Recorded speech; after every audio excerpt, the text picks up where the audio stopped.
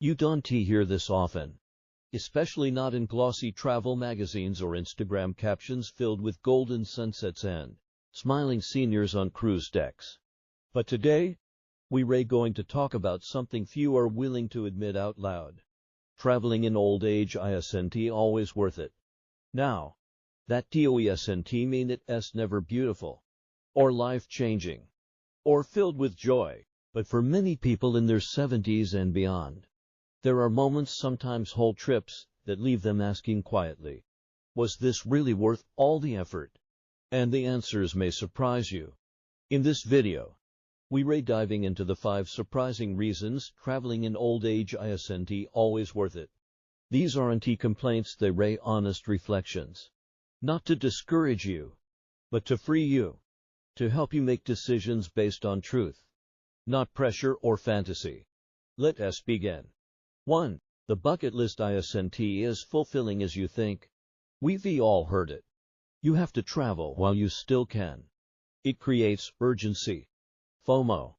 The fear that if you don't go now, you'll miss your one shot. But many seniors come back from those so-called bucket list trips feeling empty. Margaret, 76, finally visited Italy after dreaming about it for 30 years.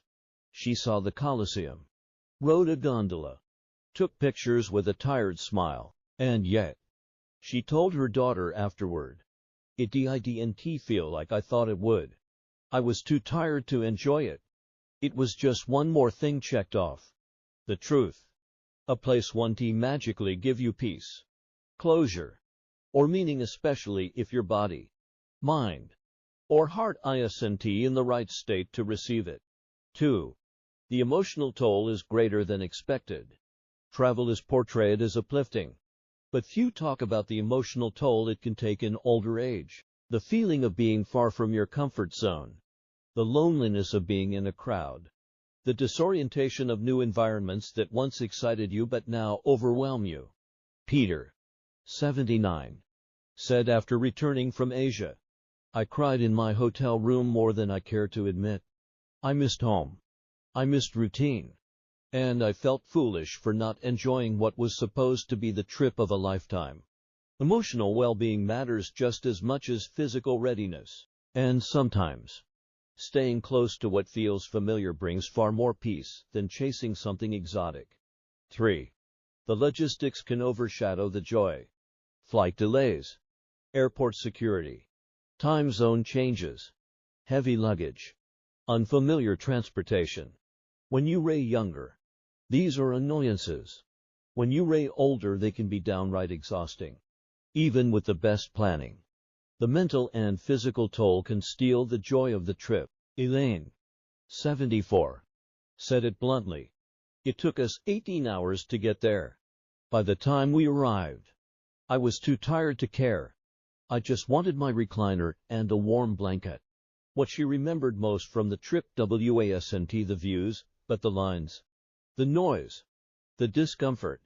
It's a sobering reality. Sometimes, the effort to get there outweighs the joy of being there. 4. You realize how much you're leaving behind. This one surprises many people. In your 70s or 80s, home isn't just where your things are, it's your sanctuary. Your daily rhythms, familiar spaces, nearby doctors, trusted neighbors. Travel disrupts all of that. Some seniors report feeling a subtle ache not just for their bed, but for their life, their routines, their quiet cup of coffee, their walks in the garden. Gloria, 82, shared this after a long trip. It was beautiful, but I missed my morning radio, my crossword puzzle, my porch swing.